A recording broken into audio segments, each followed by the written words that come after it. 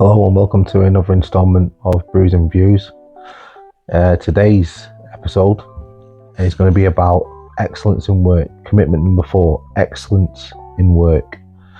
So, quick disclaimer before we go into it.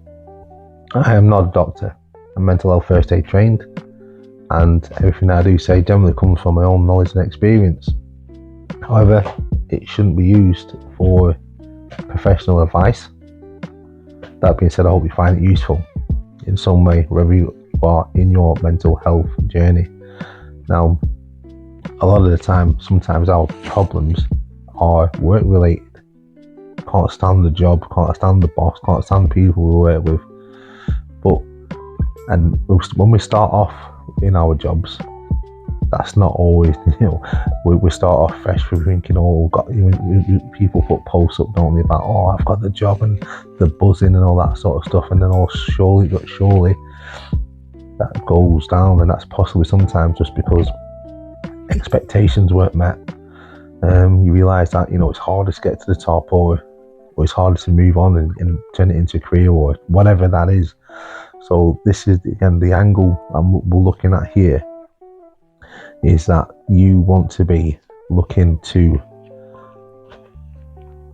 be better at your job, and be excellent in your work, because you get paid for your results. Whatever it is that you do, you get paid for results. If you're from being a bus driver to being a personal trainer, boxing coach, fitness coach, like a sports coach or whatever, football coach, you're getting paid for results. You get paid for the work. You get paid for what you have to do, what needs to be done. And basically, people out there, for example, on minimum wage, will do minimum amount of work or offer the minimum amount of service. But before I go into that one, people who get paid, let's say £50 an hour, will provide £50 of service in that hour. Now let's say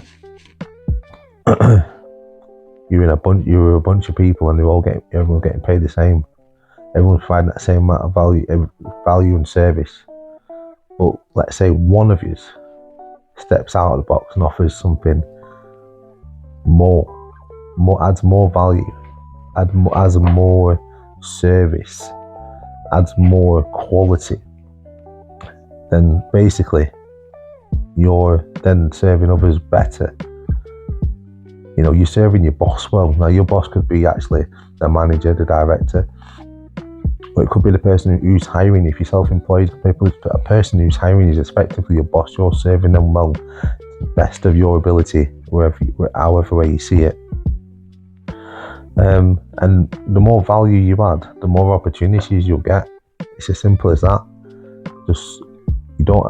You start looking at it in a positive way. How can you stand out from the crowd? How can you just basically commit to being the best that you can at your job? Now, quickly, one thing we're going to go into is emotion. Now, passion. People are passionate about jobs, aren't they? People are passionate about their work, but passion is an emotion. You can't be passionate all day, every day. I don't believe people who say that. But what you can be, though, is persistent, consistent, and care enough to get whatever it is that you've committed to done. Getting the job done. That's important. You don't get paid for feelings, right? You don't. If you work for somebody, your big boss doesn't care when you walk into work and you're happy. He probably does to a certain extent, but only if it makes you do your job. You can do your job angry, you can do your job happy, you can do your job sad.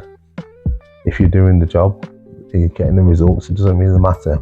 So passion, not as important as you think.